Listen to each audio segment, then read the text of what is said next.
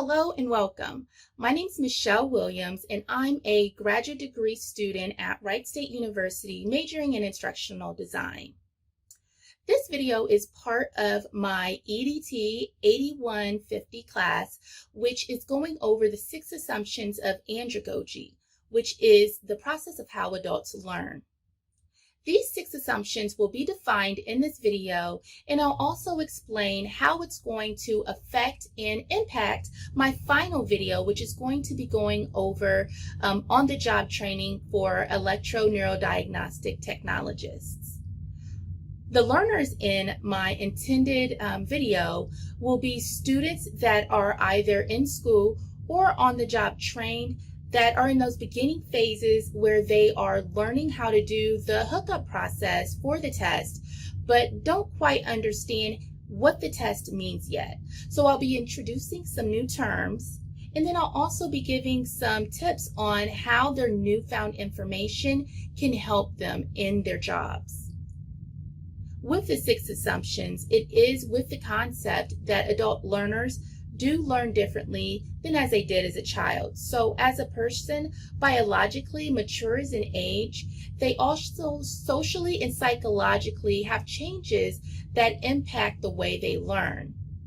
We all have roles either as in our family or in society. So many times for us to learn, we have to change the way that we're thinking about receiving information and then also processing it so we know how to use it. The first assumption is need to know. So when you're a child in school, you're usually in class and it's not really clear on why you need to know something. It's just known that you have to go through with the learning process. As adults, we need to know why we're going to be taking the effort to learn something new, because initially and overall it's our choice. So this one is just to make sure that you are clearly stating why the person needs to learn what you're trying to teach.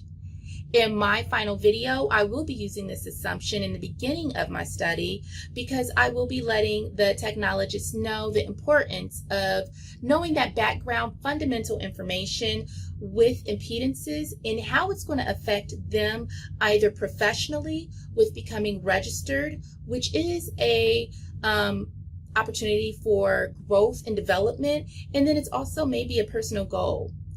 I also make sure to add that learning the information will then help them with the next step of learning how to read an EEG. Last but not least, I also teach them that learning this step helps improve the patient care and it helps them to understand how to troubleshoot, which may save them some time when they're doing a hookup. The next assumption is the learner's self-concept.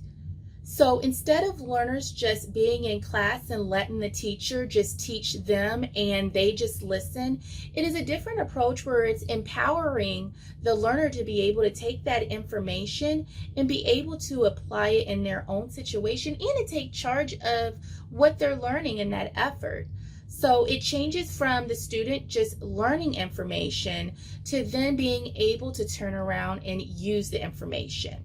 So with my video, I will be using some of the assumptions of the learner's concept by allowing some of the learners to be able to take what they've learned in each section and then be able to give examples of how they can apply it. The next assumption is the learner's past experiences.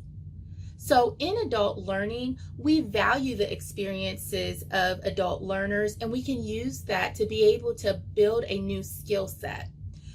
With adult learners, you can use these past experiences to apply a newfound skill or information, and you can also use that to help with the self-identity of the learner. In my video, I will be using a couple of references for the technologists that are viewing the video to pause and reflect on their previous patients, have it with what the situation was or the problem, or how initially they tried to resolve the issue with their high impedances. Some of this might correlate with what I'm teaching, or it could be something where they had a previous issue that now they know how to handle because of the new information. I also will ask for a case study scenario toward the end of my video where they will be able to understand some of the problems based on their past experiences. Assumption number 4 is readiness to learn. This is meaning that the learner just needs to have the information brought to them at the right time. An adult learner is not going to be ready to take certain information if it's in the wrong sequence of the learning pattern. So in my project, I will be presenting information for technologists that have acquired the skills of doing a hookup enough to know what the topic is, which is impedances. But they're still in the process of being introduced to reading an EEG, which is the effect and result of good impedances. So it's positioned right in the middle of the two, where it'll improve their already known skill, but also prepare them for the next step to be able to look at an EEG, assess it, and see when impedances are coming into play and when they need to use those troubleshooting skills.